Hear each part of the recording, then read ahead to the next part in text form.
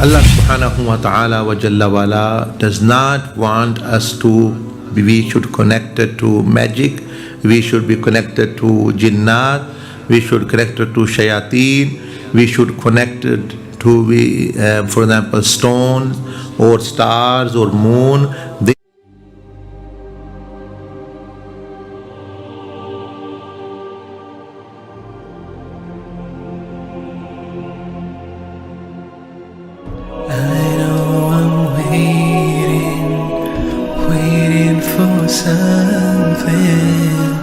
Something to happen to me, but this waiting comes with trials and challenges. Nothing in life is free. My Lord, show me right from wrong, give me that make me strong. I know the road is long, make me strong.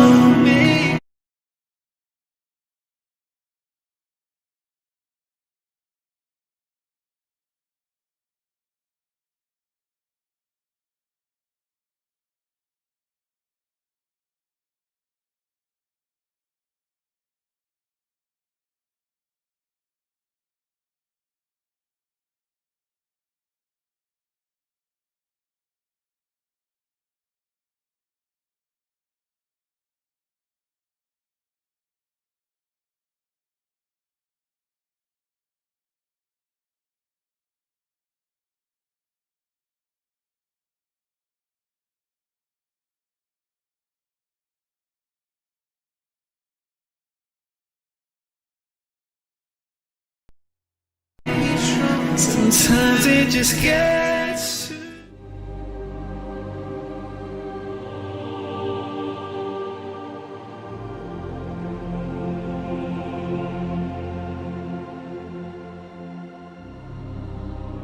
I know I'm waiting for something to happen to me.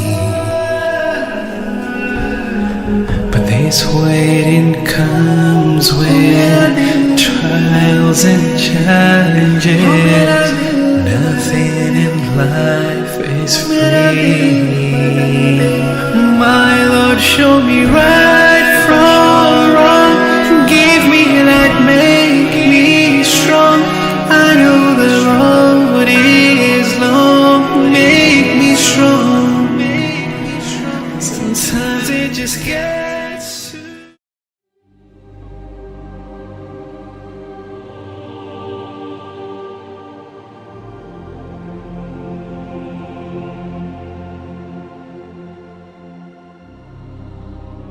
I know I'm waiting for something to happen to me. But this waiting comes with trials and challenges. Nothing in life is free. My Lord, show me right from wrong, give me that make me strong. I know the road is long, make me strong. Sometimes it just gets to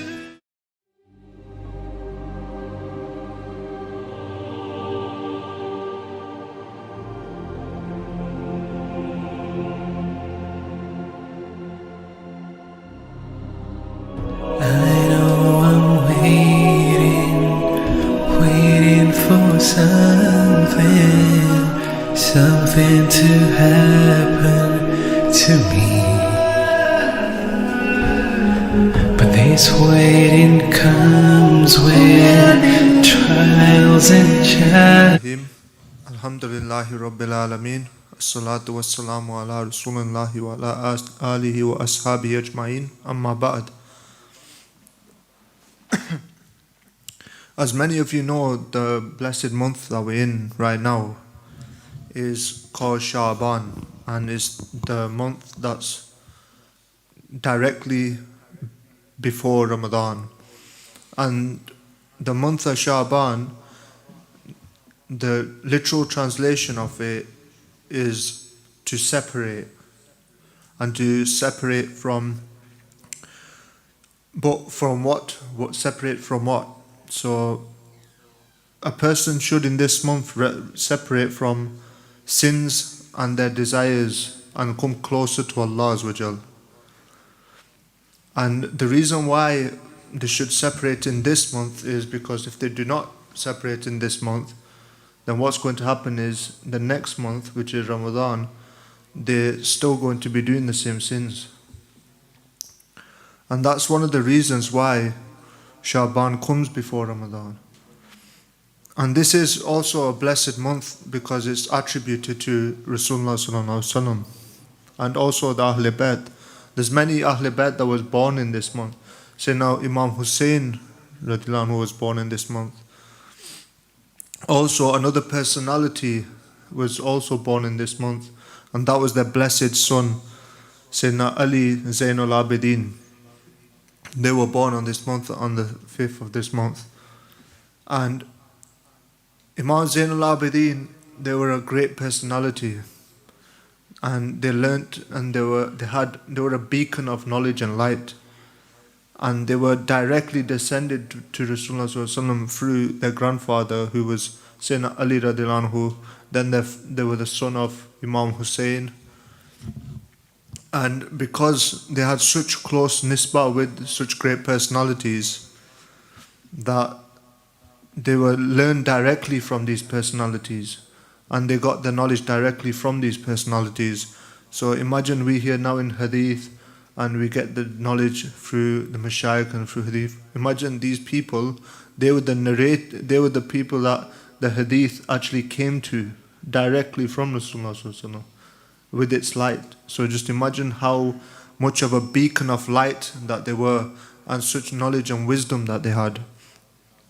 And we also know of, because this is such a close month with the Ahl Bayt and Rasulullah sallallahu alaihi wasallam, we also know about the status of Imam Ali, Imam Hussein, Imam Hassan, Imam Zainul Abidin, and all the Ahl Bayt, as their status is such because they were brought up by Rasulullah sallallahu alaihi wasallam directly. And the Mashayikh have mentioned, and also it's been mentioned through other previous sources, that if a person wanted to see the reflection of the servitude and servanthood of Sayyidina Adam alayhi salam, and the steadfastness of giving dawah of Sayyidina Nuh alayhi salam, who gave dawah for 950 years, and also the sacrifice of Hazrat Ibrahim alayhi salam, and the closeness of Allah and the jalal of Sayyidina Musa alayhi salam, who could actually directly talk to Allah Azza wa Jal, and also the zuhud and the detachment of Sayyidina Isa alayhi salam, and the sidq of Sayyidina Abu Bakr as-Siddiq radiallahu anhu, and also the supporting and the haqq and the truth that Sayyidina Umar radiallahu anhu stood on, as well as the haya of Sayyidina Uthman radiallahu anhu. They said all these personalities that we mentioned, from Anbiya all the way to high-ranking Sahaba, straight after the Anbiya, they said, if you wanted to see all these characteristics and all these reflections, you could see them all in Imam Hassan, Imam Hussein, Imam Zainul Abidin. These three personalities, they reflected all them personalities in a single person. In single one personalities, all these reflections were.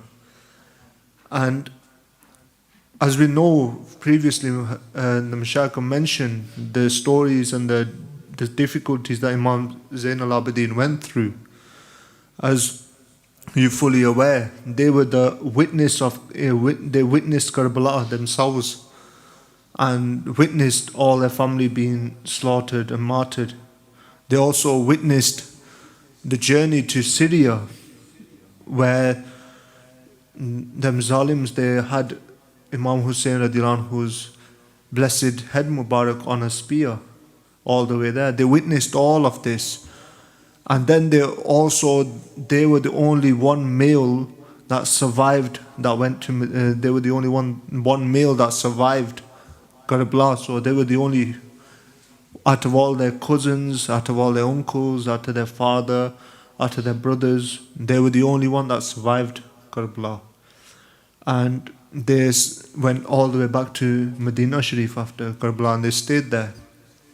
And they said that if anybody wants to learn from my whole life, there's only 3 lessons that are the summary of my whole life. So just imagine such a life and such wisdom they've got. So first of all, we mentioned that they've got such wisdom because they were taught directly from Imam Hussein radiallahu anhu, and from all the Sahaba and all the Ahlul Bayt. And then on top of that, we've seen what they've been through in their life. And bear in mind, they were a child at this age. When they went through, some narrations say that they were ill at the time. That's why they were left with the women. They weren't well, so they couldn't fight. But they were a child, some narration mentioned. So imagine what they've been through their whole life. And they said that there's 3 lessons that are the summary of my life and my teachings. So on one side you got their blessed life, which is full of experience and full of hardship, and then on the other side you've got all the wisdom that they've learnt, and there's such a beacon. So just imagine what they can teach you. And they've said that all my teachings can be summarized in just 3 lessons, and that they have learnt through their father and their blessed uncle Sayyidina Hassan and Sayyidina Hussein radiallahu anhu. And they said that if anybody acts upon these 3 advices, they will live a life of peace in this dunya, and they'll also live a life of izzat and peace in akhirah as well. So they'll benefit not just in this dunya, they will also benefit in akhirah as well. And what they mentioned was, so number 1, he radiallahu anhu mentioned that throw out the love of dunya from your hearts. Not dunya itself, because we have to live here, but the love of dunya. See, it's very important that we understand the difference between the love of dunya and dunya itself. So let me give you an example. Love of dunya could be a poor person that steals all the time, who wants to be. Love of dunya could be a person who's just a living normal person, poor person, let's say in Pakistan, India, and they're known as highway robbers. He might be a poor person, he might not have nothing, but he might have love of dunya in there. Yeah, but then on one side, there could be a millionaire, like Sayyidina Abdul Qadir Jilani, rahimullah, who lived in dunya, but they didn't have dunya in them. So it doesn't mean that a person can't be pious and rich, or a person has to be poor to be pious, or a person has to be rich and to have the love of dunya in them. It's important that we understand the different concept, because a person can have love of dunya in their heart, but they might not even have a pound in their pocket. That's a reality. So, and it's important that, because in dunya you earn, a person becomes a wali in this dunya. So the dunya is not evil, it's the love of dunya that's the evil thing, and the evil side of it inside of you.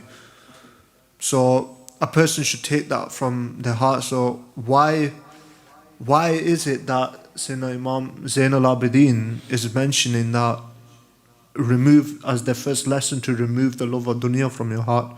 Because what love of dunya does, it takes a person to destruction, self-destruction. So what kind of categories is dunya under love of dunya? It could be love of money. That's number 1, which we discussed. Number 2, it could be love of honor. So it could be a person could be full of pride in him. Number 3, it could be love of fame and name. So a person wants to be known all the time. Number 4, it could be love of women and pleasures of the flesh. So that could be another love of dunya. Another thing could be love of unlawful eating and drinking. So maybe love of drugs, alcohol. All these different things are love of dunya. And these things, what they do is they take a person towards destruction. So a person has to ponder and they have to reflect, because if you look at a majority of the people that have failed in this dunya, if you look at them, 99% of them have been destroyed by what? The love of dunya. That's what's destroyed them. So if you look at, for example, Iblis, Shaitan was in Jannah. So if just imagine where he was in such peace, tranquility, in Jannah, enjoying himself. But look where he is now. Why? He wanted fame and name. So he wanted to be known. He wanted titles. Just imagine you were living in Jannah in such peace, tranquility. Imagine the palaces in Jannah he's seen. Imagine the houses that we chase and the cars that we chase. Imagine what he's seen. And what for what? Because he had love of fame and name and titles inside of him. So he had love of dunya, but he weren't even in dunya. So in the same way, Yazid, now we mentioned Karbala. Why did Yazid martyr Imam Hussein radiallahu anhu? Love of power, love of the kingdom. He wanted to be Khalif. So that's what he wanted. So firstly, what a person has to do is he has to remove the love of dunya, fame, name, money from his heart. Because love of dunya, it goes straight into destruction. And that's where 99% of people who have failed in this dunya is what? Because of love of dunya. And that's like we just mentioned, there's many ways in terms of love of dunya why it could be addicted to drugs, could be addicted to alcohol, could be addicted to fornication, addicted to backbite. All addictions come under love of dunya as well, because that's what a person desires. So most people, they become a victim of this disease. So if you, as we know now, 99% of people have failed in this, so it's quite important that we take this lesson on board. Because imagine if 99 people have failed in this, the chances are we've got 99% chance of failing in this as well then, unless we take it serious. And this is, again, like we mentioned, why Shaitan failed in this. The people of the Qawm of Sayyidina Hud alayhi salam, Sayyidina Salih alayhi salam, they were after love, they were after wealth, they were after power. Pharaoh, what destroyed him? Power and the kingdom. He wanted to keep his kingdom. He knew Sayyidina Musa alayhi salam was a prophet of Allah, but he had a country under him. He wanted to be a ruler and he didn't want to give that up. To the point even one of the Mashaykh mentioned that if Pharaoh, if he couldn't even get his daily bread, then maybe he wouldn't have claimed godhood. But because he had this kingdom and he thought he was something special, and he had the love of dunya in his heart, then what he did was he misused the blessings of Allah Azza wa Jal. But at the same time, how we've just mentioned with dunya, how a person falls into the traps of dunya and how he ends up he comes unstuck and he falls in pits and pitfalls. A person can also use dunya to get even closer to Allah Azza wa Jal. Hazrat Sulaiman alayhi salam, Sayyidina Dawood alayhi salam, they had the whole world under them, even the wind, the jinns, all the animals. They had everything was under their command. It was Sayyidina Abu Bakr radiallahu anhu, Sayyidina Umar radiallahu anhu, they were rulers of the world. What Pharaoh had was nothing compared to what, it didn't even come close to what Sayyidina Abu Bakr and Sayyidina Umar radiallahu anhu had. They had about a quarter of the world under them, or a third of the world under them. So, do you understand what Imam Zain al-Abidin is saying? Is that if you want peace in your life, if you want peace in the akhirah, you need to remove the love of dunya out of you. Because what's that going to do is it's going to make you, what it's going to do is going to ruin your life, and it's going to make you go towards destruction, and you won't even know you're going there. A lot of these people, why we say 99% of people fall in this trap, is because they don't even realize they're going that way. And that's the reason why it's mentioned, Imam Zain al-Abidin mentioned that the love of dunya, because whenever a person loves something, it becomes the center thing in that person's life. So let's say, for example, a person loves drugs. You see these people who take drugs, you would never go and knock on people's doors and ask for money. Or you wouldn't go and just walk around all day long asking for money. You'll think, oh, I'm not doing that.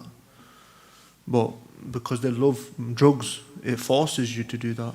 So whatever you love, or let's say, for example, Brother Usmani here, he's a boxer. So he loves boxing.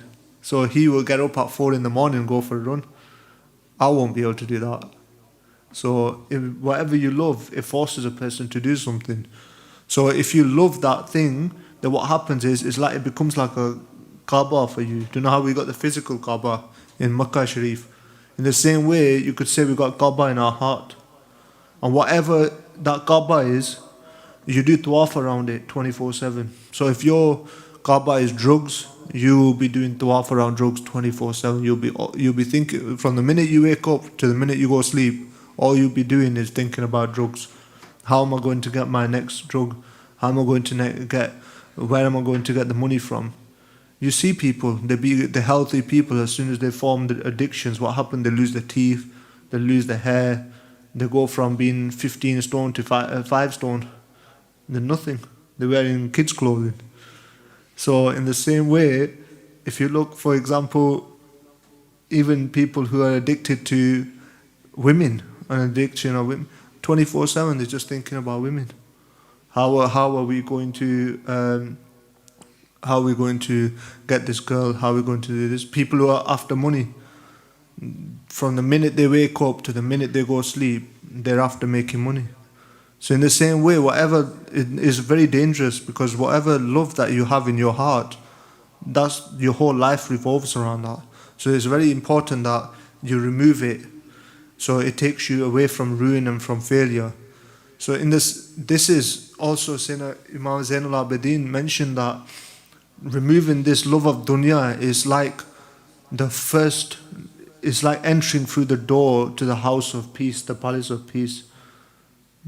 Removing the love of dunya is the door. So imagine this is the door of the palace of peace. You're not entered the palace of peace, but if you remove this, you'll get in schoon, because you're out of the rat race. You're no longer chasing. Everything's chasing you now. So in the same way, then they mentioned the second lesson. So now they mentioned that to remove the love of dunya from your heart. But then there needs to be something that fills that place. Now they mentioned to replace that thing with what? Compassion upon creation. So remove that. So now before you were competing with them. Now what you're doing is you're removing their worldly problems. And for example, a person might be struggling with a debt. A person could be, he needs a lift. You could be doing dawah to people, you could be doing charity work. So before you were thinking about me, now you're thinking about other people. So that's what they said, replace that with. And remove their difficulties and have compassion upon creation inside your heart. So before you used to, a person could be thinking, oh Allah, give me a millionaire, make me a millionaire. Oh Allah, give me a big house. Now what you're saying is, oh creation of Allah, I'm no longer competing with you. Otherwise what's going to happen is, if you keep competing with them, what's going to happen is, you're going to be jealous of them and they're going to stay jealous of you. So you're just stuck in a rat race, basically.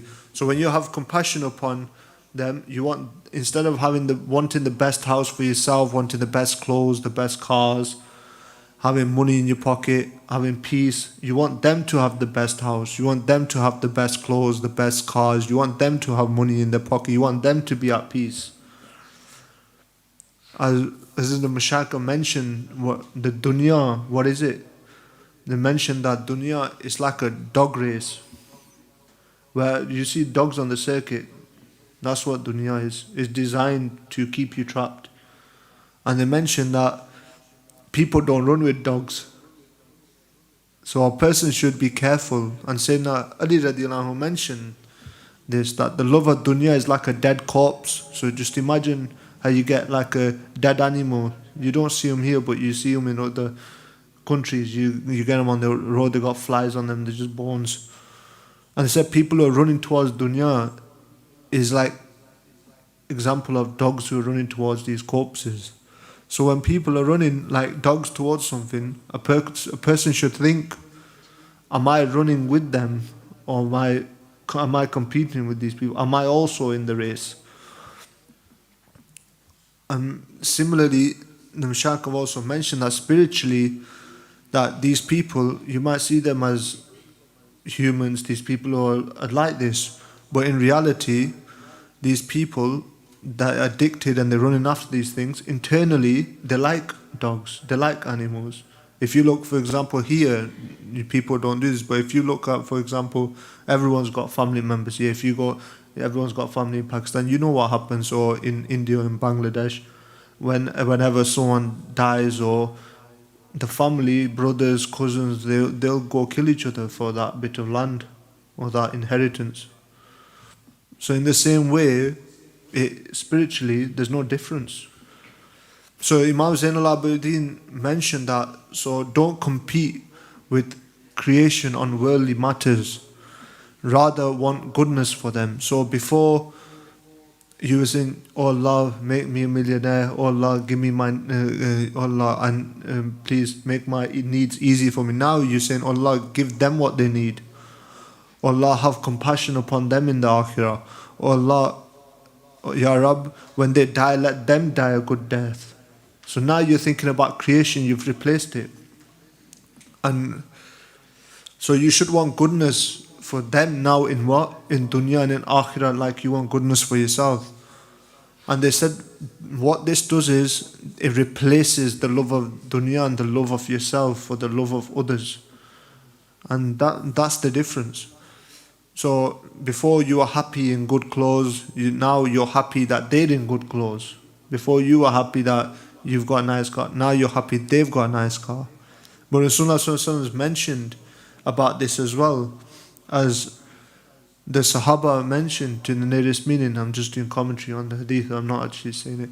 They mentioned that what is an amal that Allah will love you and the people will love you as well.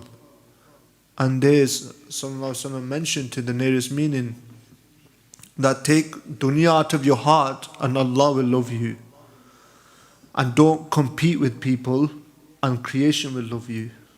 And that's why people love awliya Allah Azza wa Jal. Why? Because they don't compete with them. So let's say, for example, they always want goodness for people. Now let's say, for example, you got all these politicians and people, they think people like them, but they don't like them. That's the reality. If you go, for example, Pakistan, if you go into Lahore, for example, Sayyidina Ali Hajwari's Mazar, it's always people are there 24/7. You go to, for example, when we go to Fez to Sayyidina Abdulaziz Dabbag's Mazar, we always go there.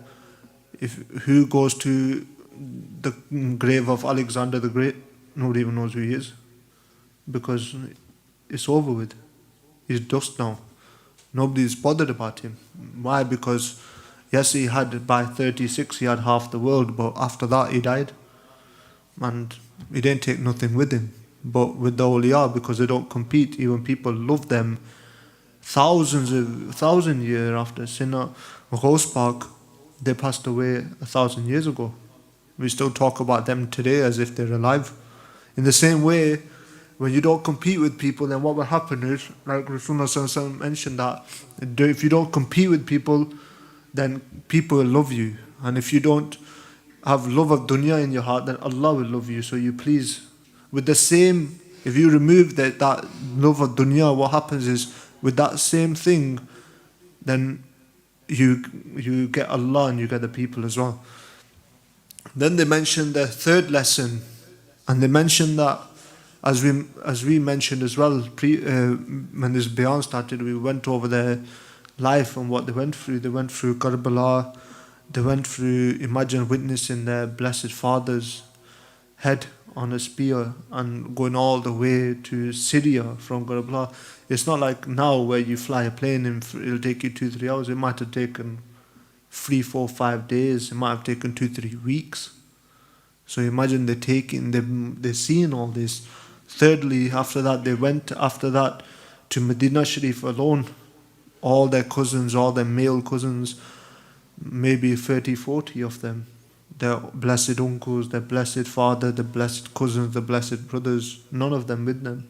So imagine the life, what they went through. And they mentioned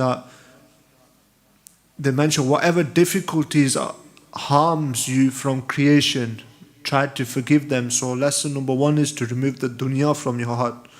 Number 2 is to put creation, the love of creation and compassion upon creation inside of your heart. And number 3 is to forgive creation. Now if you look at what they've mentioned here, they've not mentioned ibadah, they've not mentioned pray your fard, they've not mentioned do fast, they've not mentioned go to Hajj. They've mentioned stuff that's dealing with creation, because everyone loves Allah, everyone prays, but nobody tries to claim na'uzubillah that there's something that they're not.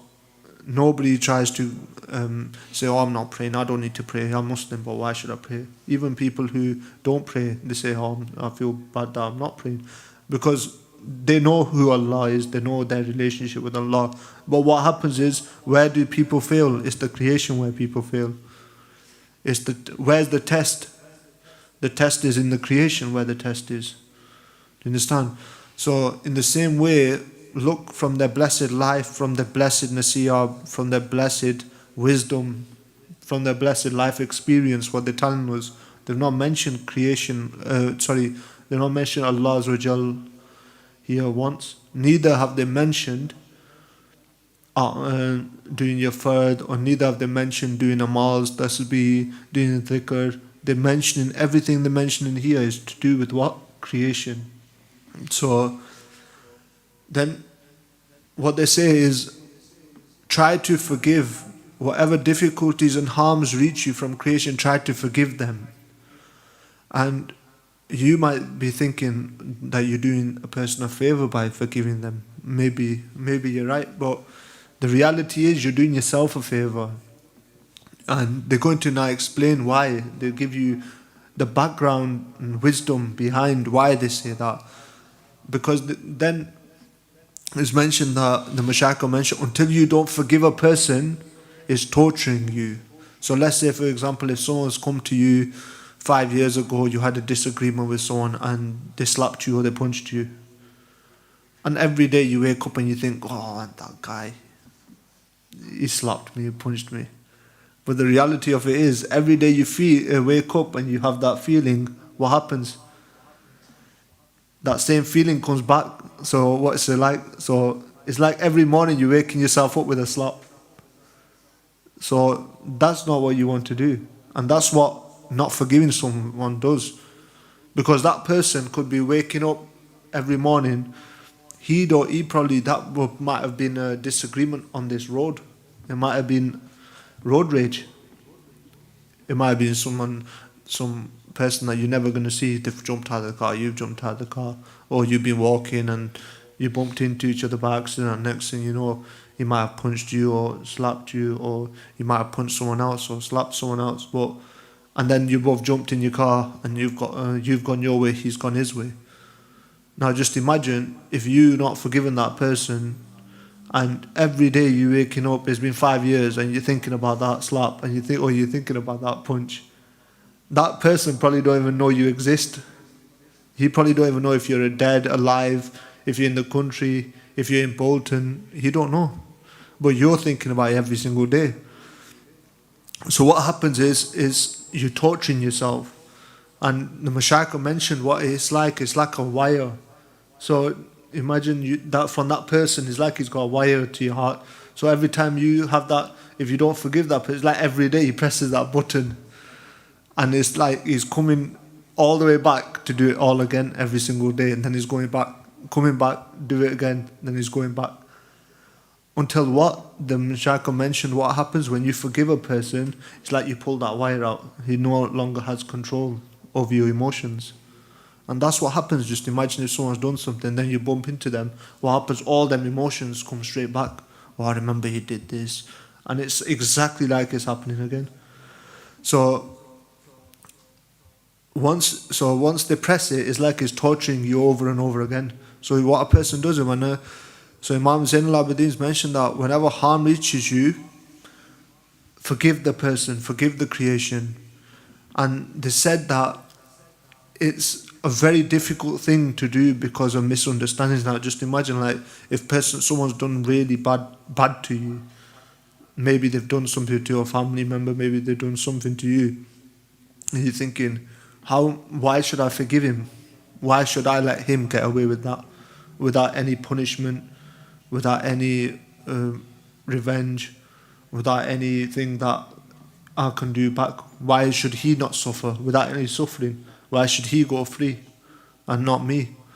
Why should I forgive him? So in the same way, if you understand the way the Mashayikh and the way the awliya understand it, then it's not very difficult, because he explains it then and he mentions how easy it is. And bear in mind, this is a person who's, like we mentioned in Karbala, majority of their family were martyred. So just imagine how much knowledge and how much experience they've got in forgiving.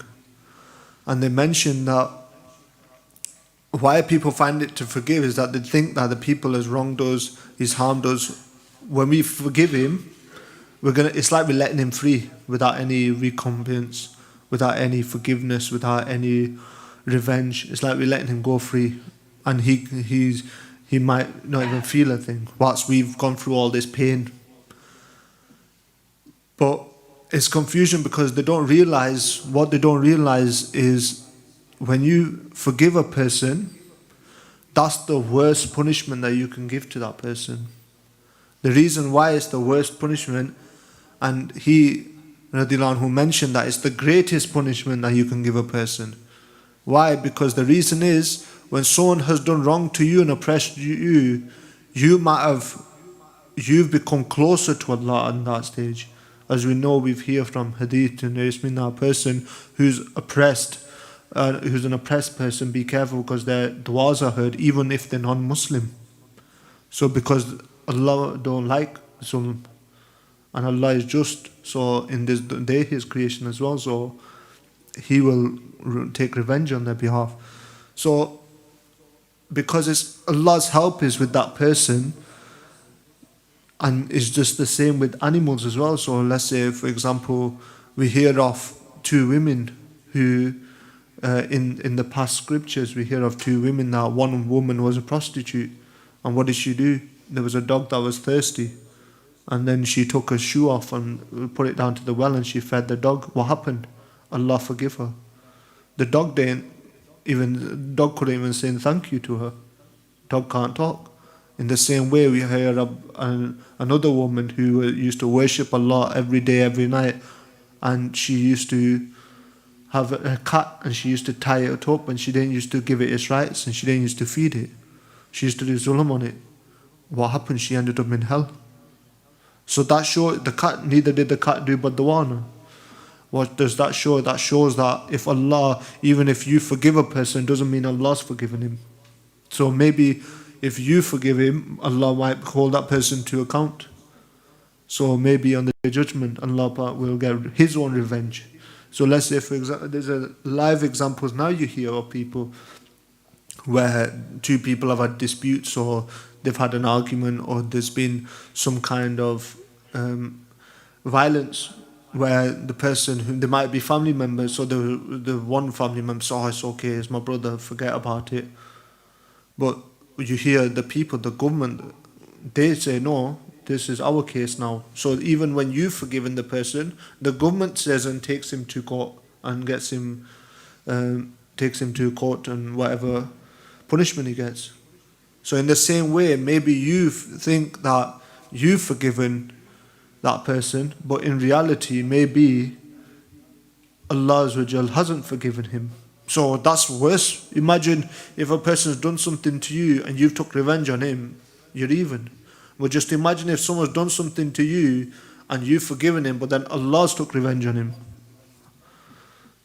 that's 10 times, that's a billion times worse, infinitely worse. So this is where the Mashaykh have a different understanding, why they find it easy to forgive.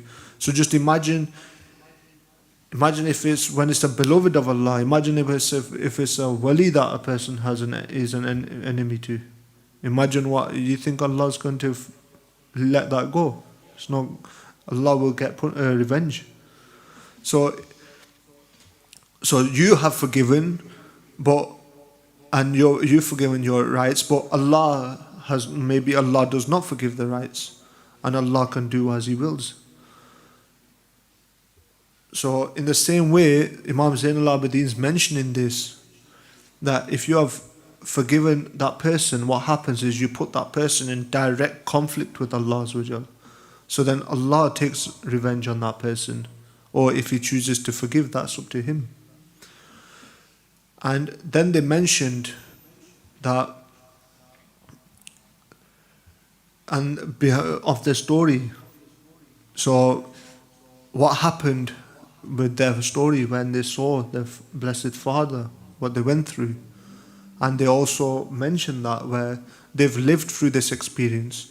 So what happened was when they went back to Medina Sharif after Karbala, and they were young and they grew up in Medina Sharif, and what used to happen was there used to be guest houses there.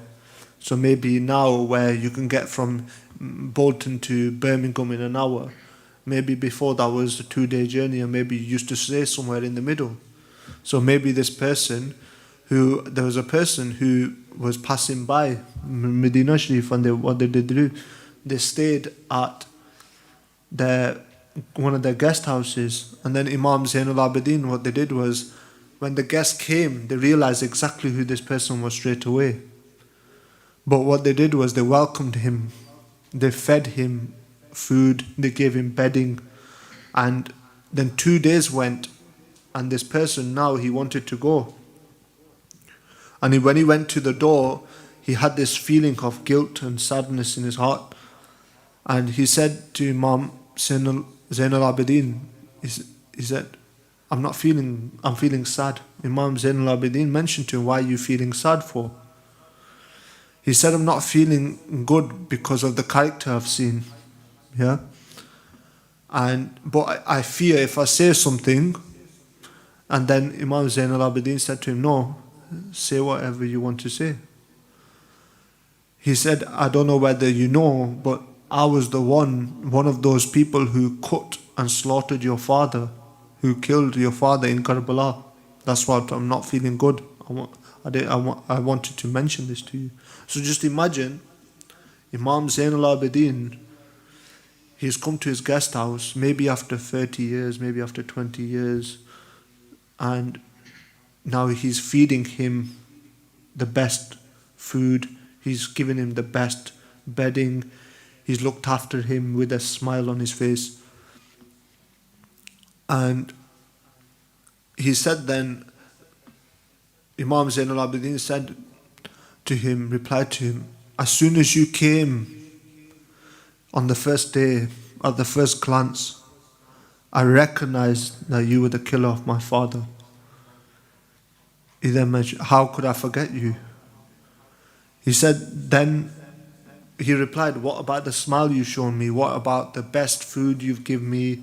What about the best entertainment you've given me? What about the best service you've given me? What's all this then? Then Imam Zain al-Abidin mentioned to him, he said that this is what I learned from the one whose head you were holding. This is what he taught me. The head that you were holding in your hand, these are his teachings. He mentioned that the one who oppresses you, forgive him. The one who harms you, bestow blessings upon him. This is the teachings of my father, who learned from his father, who learned from his grandfather. What you did was your amal on that day, and what we did was our amal on that day, what we were taught. And it was the amal of the personality that you held, whose head you held on the spear, the head you was holding. And it was his tongue that spoke about this, and it was I that acted on his teachings.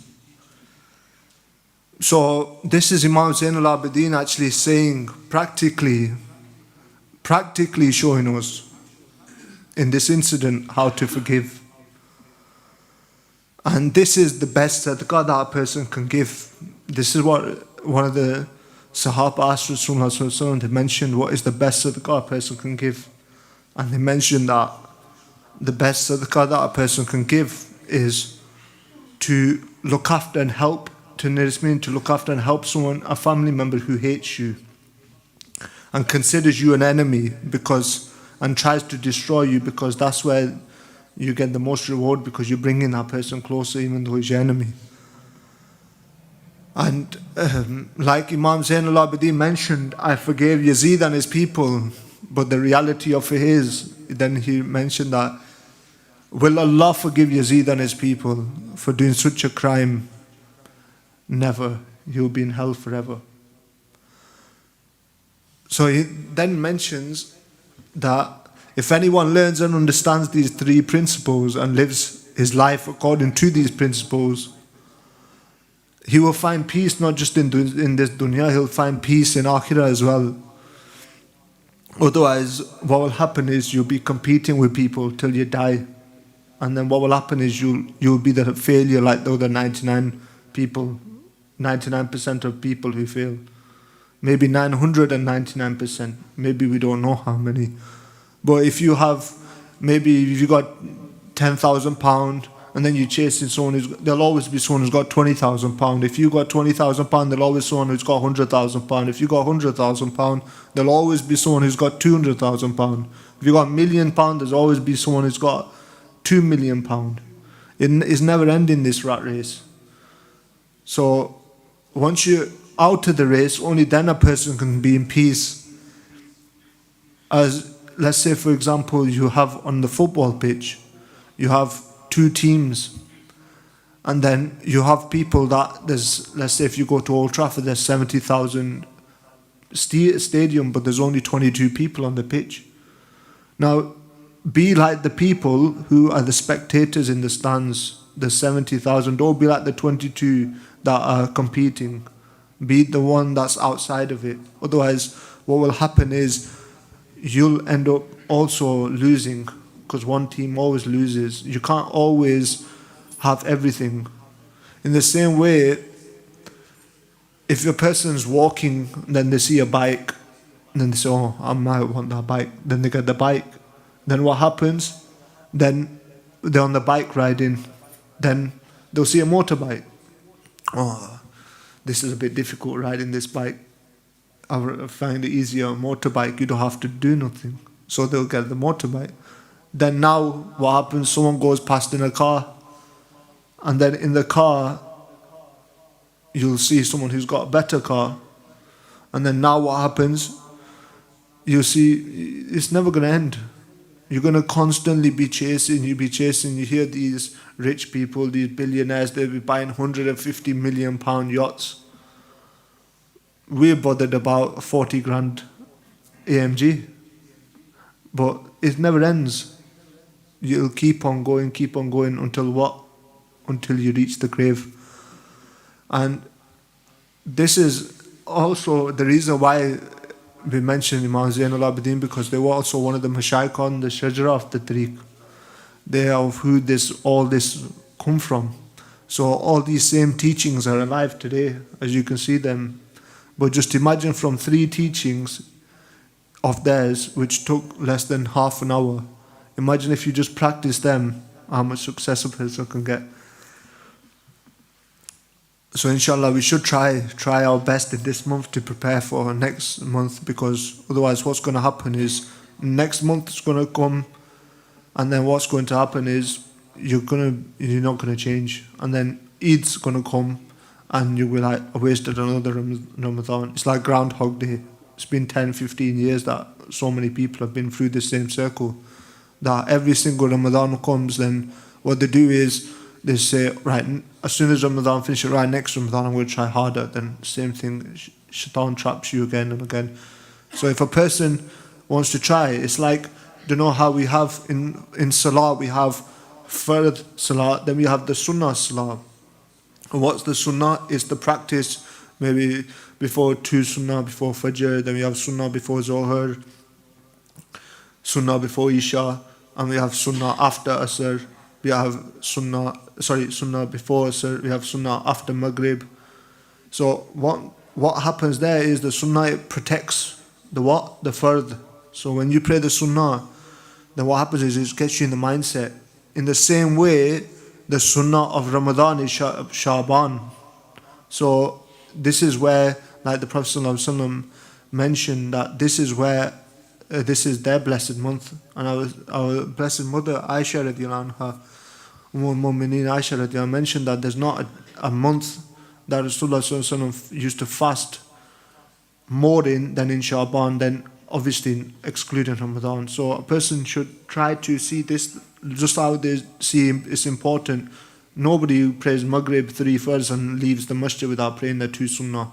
In the same way, try to prepare for Ramadan now in Sha'ban. Subhanakallahumma wa bihamdika ashhadu an la ilaha illa anta astaghfiruka wa atubu ilayk.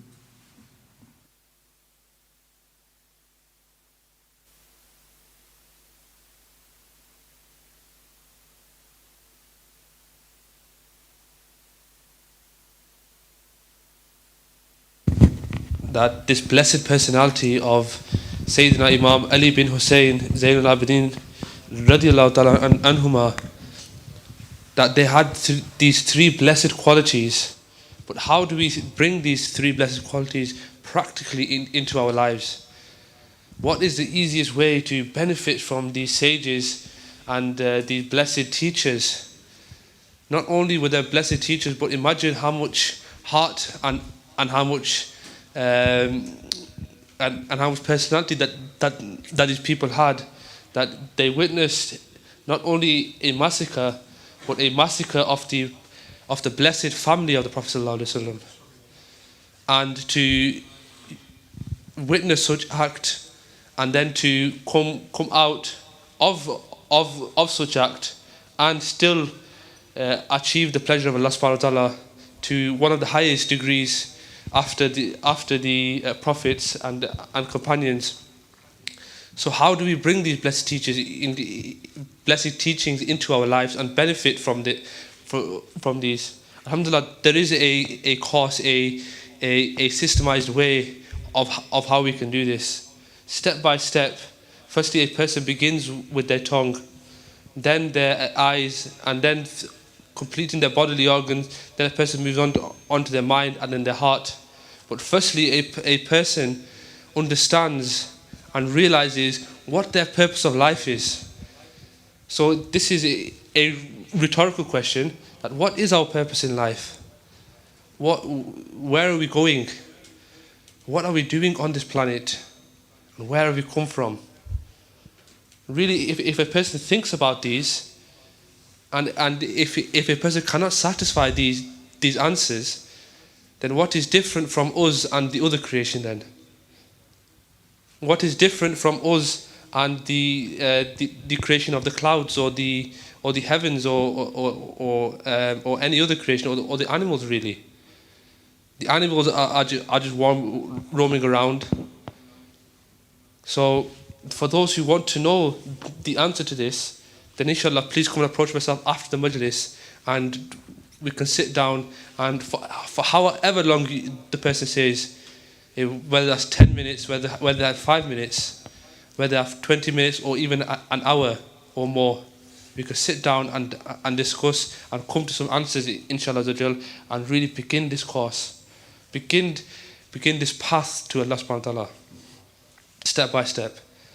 So again, for those who want to know more, please come and approach myself after the majlis, and we can inshallah go through this. But as Ustad Shaban was mentioning, that now is the time to prepare for Ramadan, and we all know that the month of Ramadan is one of the blessed months in the calendar. And in Ramadan, the last 10 days are the pinnacle of Ramadan. So inshallah for this, there is a virtual itikaf program that a person can sit and really map out the rest of their life. There are many brothers here that you are seeing who started off by sitting this itikaf program. And now, alhamdulillah, look at them. That alhamdulillah, not only are they acting upon the sunnah themselves, but they are also conveying the message.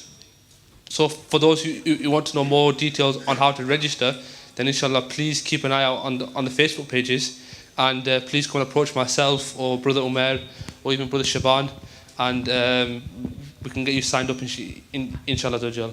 Also on Sunday the 24th of April there is a virtual healing session for those who suffer from illnesses such as black magic, jadoo, mental illnesses, physical illnesses, and it is completely free of charge. There is no sort of hidden cost or hidden agenda as such. It is completely free of charge, that a person comes to seek a cure from Allah subhanahu wa ta'ala by adopting the means.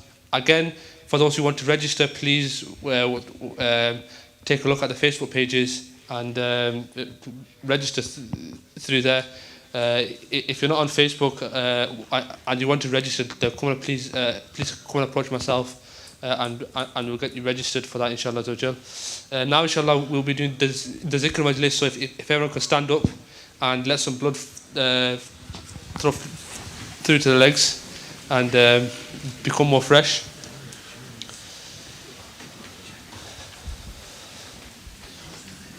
Whilst we are standing as well, if we all keep in mind the three keys that Allah subhanahu wa ta'ala is with me, watching me and hearing me, inshallah this zikr majlis will be a loud zikr majlis. So please raise your voices, but please keep with Brother Ahmed when he is reciting the zikr.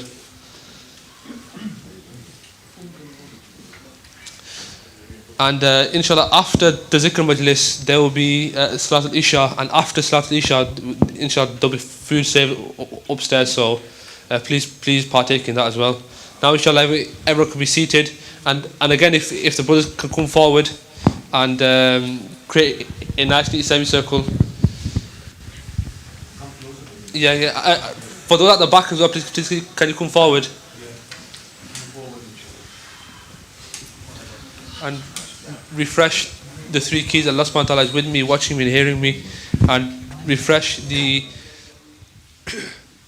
intention that we are doing these acts and this act for the sake of pleasure of Allah subhanahu wa ta'ala.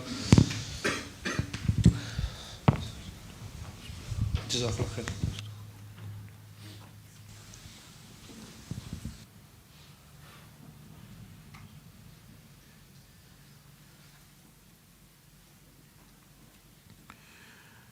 أعوذ بالله من الشيطان الرجيم.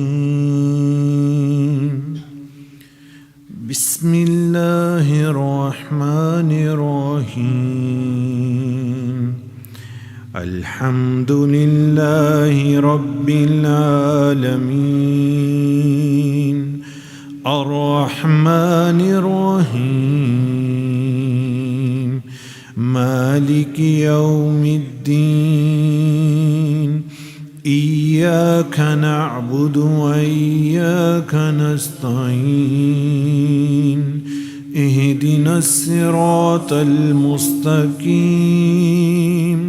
صراط الذين أنعمت عليهم غير المغضوب عليهم ولا الضالين.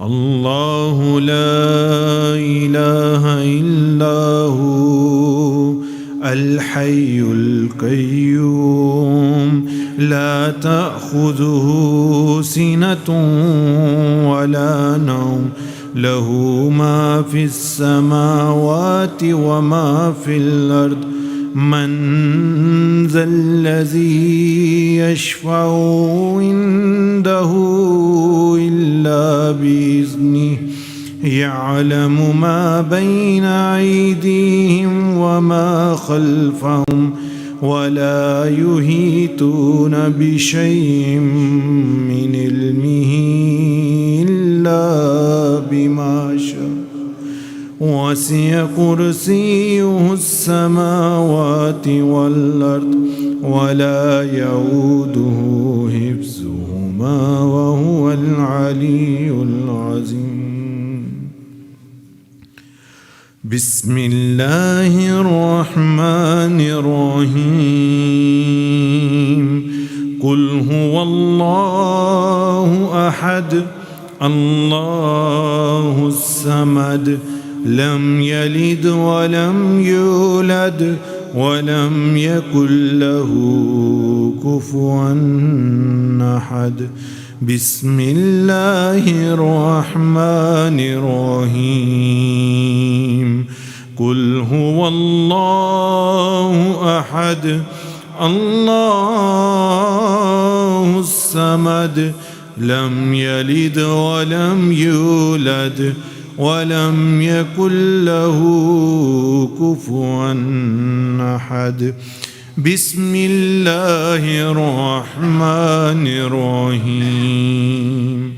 قل هو الله أحد الله الصمد لم يلد ولم يولد ولم يكن له كفوا أحد. صدق الله العظيم.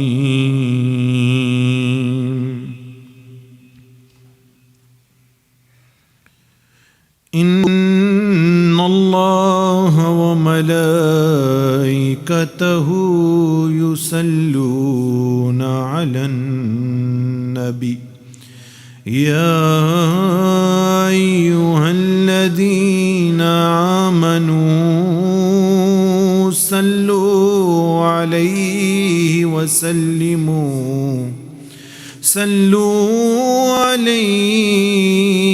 وسلموا تسليما. مولاي صل وسلم دائما أبدا. مولاي صل وسلم دائما أبدا. مولاي صل وسلم دائما أبدا على حبيبك خير الخلق كلهم. مولاي صل وسلم دائما أبدا على حبيبك خير الخلق كلهم. هو الحبيب الذي ترجى شفاعته.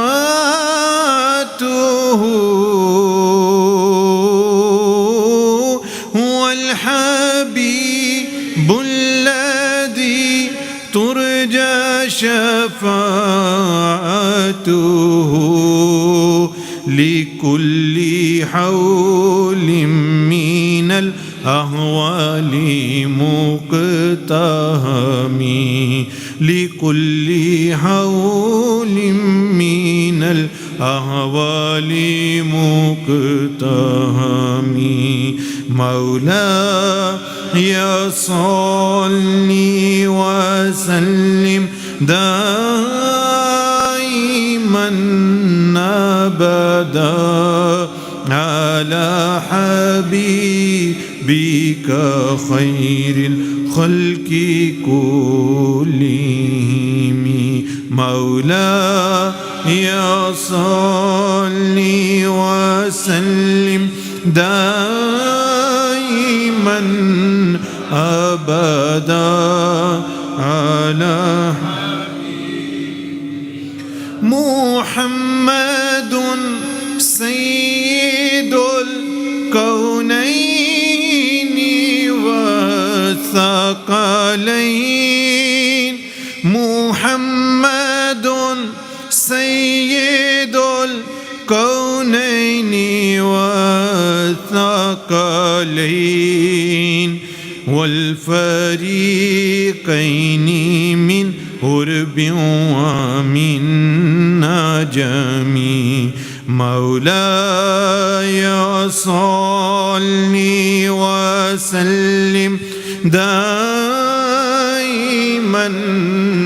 أبدا على حبيبك خلق كلهم صلى الله على محمد صلى الله عليه وسلم صلى الله محمد صلى الله عليه وسلم صلى الله على محمد صلى الله عليه وسلم صلى الله على محمد صلى الله عليه وسلم صلى الله على محمد صلى الله عليه وسلم وعلى آله وأصحابه أجمعين.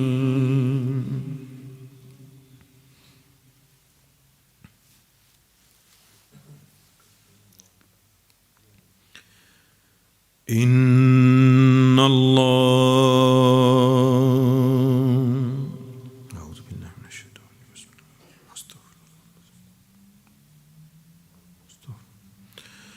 فاعلم أنه لا إله إلا الله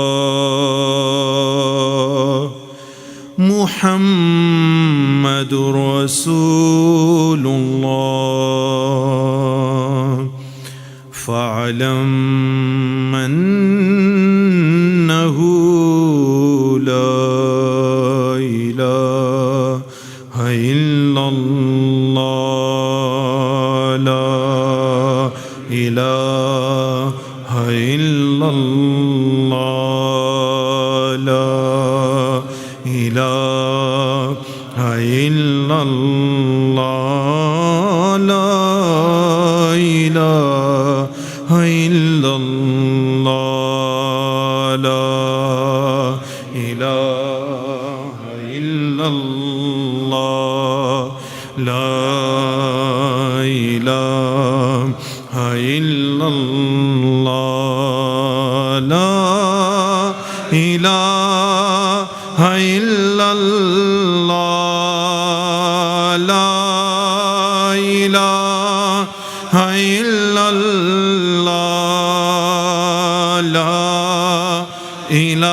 إله إلا الله لا إله إلا الله لا إله إلا الله لا إله إلا الله لا إله إلا الله